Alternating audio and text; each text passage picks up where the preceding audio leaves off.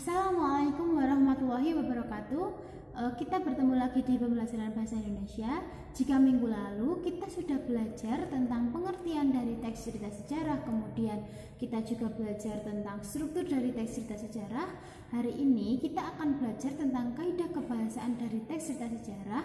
Kemudian kita juga akan belajar tentang nilai-nilai yang terkandung di dalam teks cerita sejarah. Kita akan mereview materi yang sudah kita bahas di minggu lalu.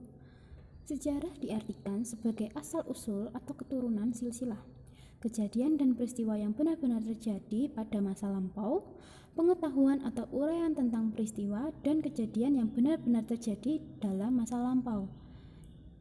Atau juga bisa disebut sejarah adalah ilmu sejarah. Pengertian ini diambil dari Kamus Besar Bahasa Indonesia. Karakteristik teks sejarah. Karakteristik yang pertama, memuat rangkaian peristiwa penting sebagai suatu rekaman masa lalu.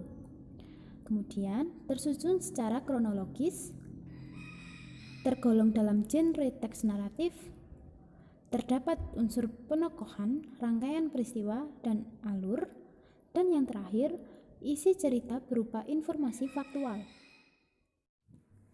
Struktur teks cerita sejarah.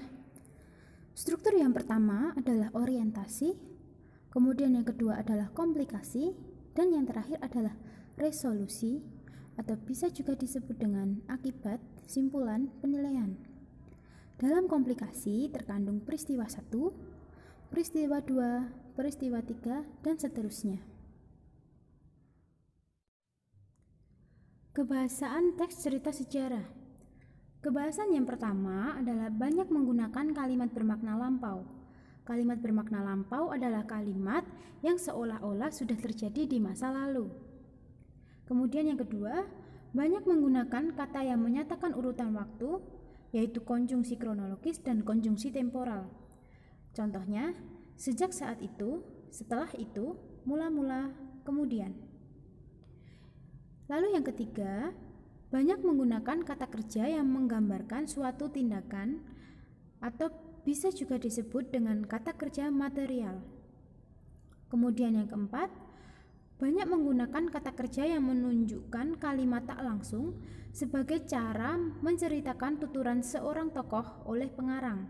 Misalnya, mengatakan bahwa, menceritakan tentang, menurut, mengungkapkan, menanyakan, menyatakan, dan menuturkan. Kemudian yang kelima, banyak menggunakan kata kerja yang menyatakan sesuatu yang dipikirkan atau dirasakan oleh tokoh, atau bisa juga disebut dengan kata kerja mental. Misalnya, merasakan, menginginkan, mengharapkan, mendambakan, kemudian menganggap.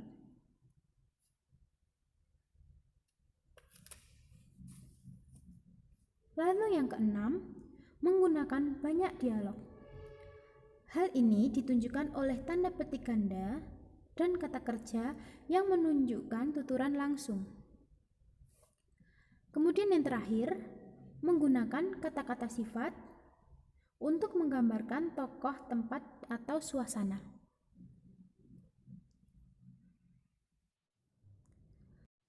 Perlu diketahui bahwa kata kerja material dengan kata kerja mental adalah kata kerja yang berbeda.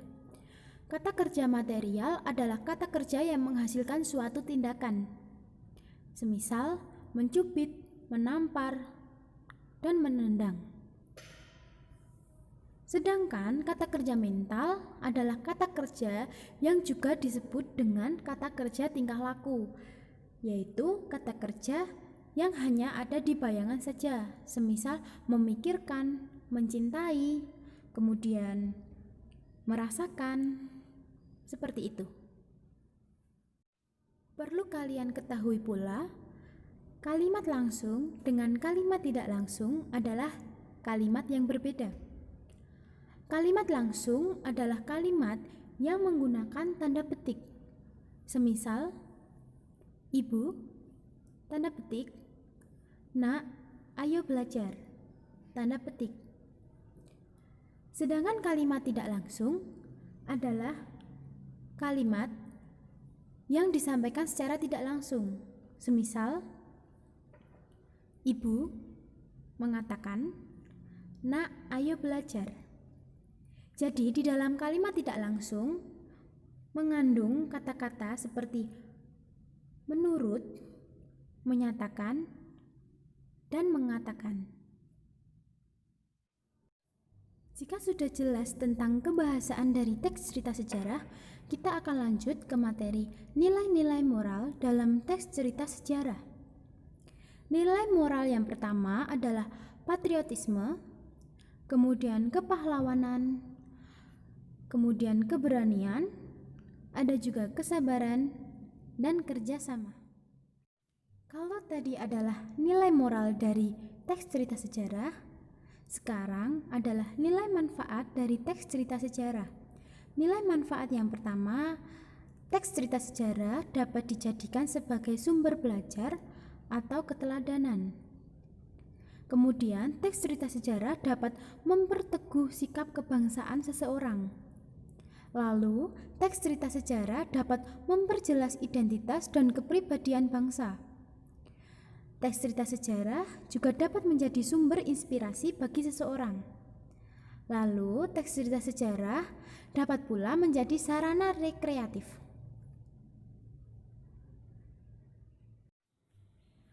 Persamaan novel dan teks sejarah. Persamaan yang pertama adalah naratif.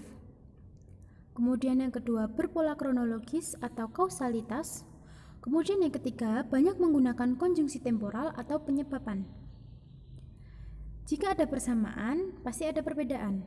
Perbedaan dari novel dan teks sejarah, novel bersifat imajinatif, sedangkan teks cerita sejarah bersifat faktual. Novel memiliki rangkaian peristiwa yang bersifat hierarkis, sedangkan teks sejarah mempunyai rangkaian peristiwa bersifat gradual. Novel memungkinkan untuk tidak ada kejelasan pada akhir cerita. Kejelasan diserahkan kepada pembaca. Sedangkan teks sejarah ada kepastian pada akhir cerita sebagai konsekuensi dari peristiwa sebelumnya. Bisa juga disebut dengan penyimpulan atau penilaian. Saya kira cukup materi hari ini. Silakan untuk memperdalam pemahaman terhadap materi yang sudah saya sampaikan. Dan sebagai refleksi kalian bisa melihat video yang linknya nanti akan saya bagikan. Saya kira cukup. Sekian dari saya. Wassalamualaikum warahmatullahi wabarakatuh.